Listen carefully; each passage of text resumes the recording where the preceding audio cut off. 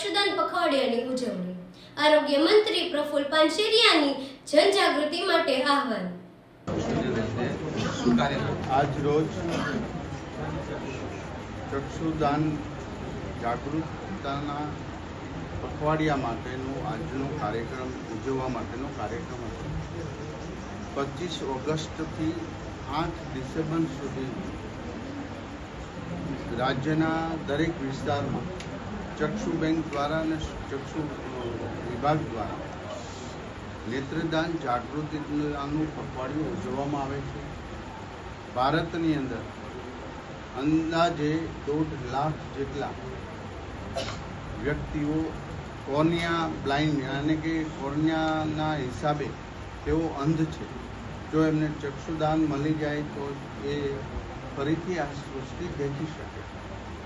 પરંતુ ભારતમાં આજે 50,000 થી 60,000 જ દાન થઈ રહ્યા છે ચક્ષુના, અને એના હિસાબે જે પૂરા લોકોને દેખતા કરવા એમાં ઘણી શક્ય નથી.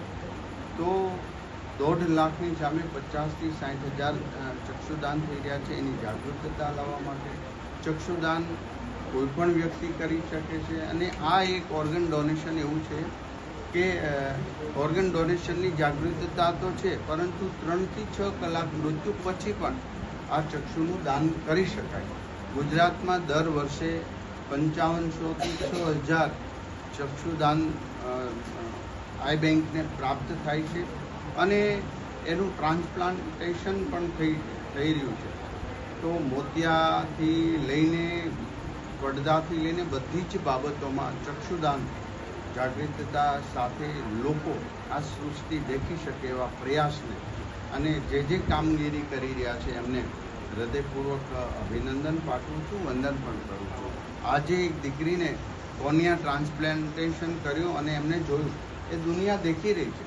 એમના માતા પિતાની ખુશી પણ તમે જોઈ છે. આ ખુશી લાવવાનું કામ અને આ જાગૃતતા માટે 25 તારીખથી 8 તારીખ સુધી કન્ટિન્યુ આ રાત દરેક ચક્ષુ બેંકો ગુજરાતમાં જાગૃતતા માટે ઘરે ઘરે અને સેજોમાં લઈ જાય છે, જેને આપણે પ્રોત્સાહિત કરીને વધુમાં વધુ ચક્ષુદાન થાય એવી આપણે આજે અપીલ કરી.